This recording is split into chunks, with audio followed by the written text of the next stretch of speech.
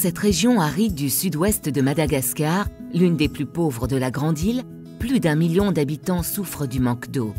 Les rendements agricoles très faibles ont pour conséquence une malnutrition chronique dépassant les 50% de la population dans la région. Ce couple se souvient aujourd'hui de cette époque sans eau comme d'un mauvais rêve. Auparavant, nous ne pouvions pas choisir ce que l'on mangeait, car notre budget nourriture était insuffisant. Même le riz de subsistance ne suffisait pas, car nos rendements étaient très faibles. Nous devions nous serrer la ceinture.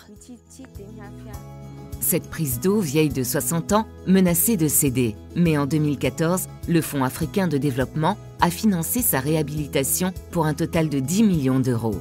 Ce système d'irrigation permet de capter l'eau du fleuve Mangoki vers les cultures via 270 km de canaux. Aujourd'hui, 5000 hectares sont couverts. Le volume d'eau disponible a quadruplé. Les rendements ont triplé, transformant la vie de 48 000 habitants. Eriniena et Noé, 28 ans, bénéficiaires du projet de réhabilitation du périmètre irrigué du bas Mangoki, en sont les témoins. Depuis l'existence du projet, notre quotidien s'est transformé. Maintenant, nous avons un surplus de production de riz.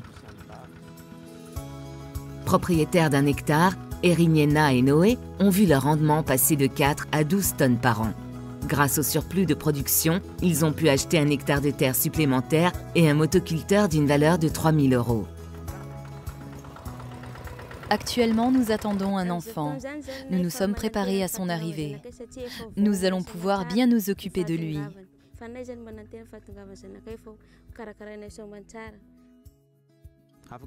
Dans 15 jours, nous allons nous marier.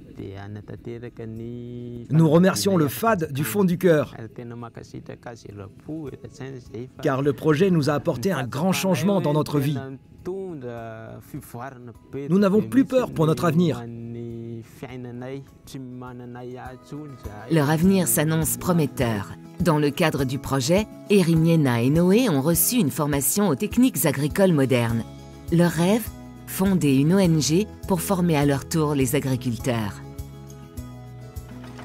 Le président Adesina, quand il dit que nous devons faire de Madagascar le grenier, ou plutôt la Thaïlande de l'Afrique, cette déclaration n'a rien d'un slogan ou d'un rêve. C'est une réalité, c'est un objectif que l'on se fixe au-delà de 2019 pour assurer l'autosuffisance. Et dans le cadre de notre stratégie 2017-2021, nous avons déjà une étude sur la transformation de l'agriculture qui va permettre la mise en place des chaînes de valeur pour impliquer également le privé dans la production, la transformation et la commercialisation. Et du coup, on s'attaquera au marché de l'exportation.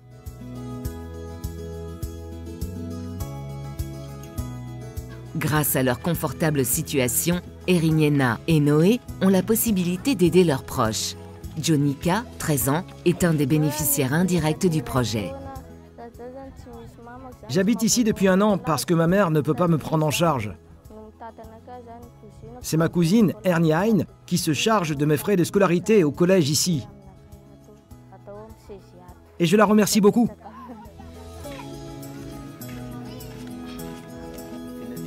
C'est quand ton examen? Le 5 décembre.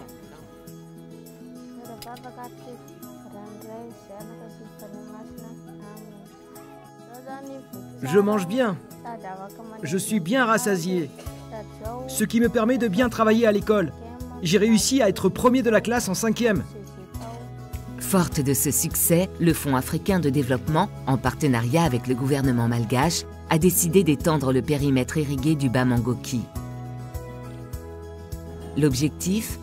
Doubler la superficie cultivable et atteindre l'autosuffisance en riz dans la région à l'horizon 2019.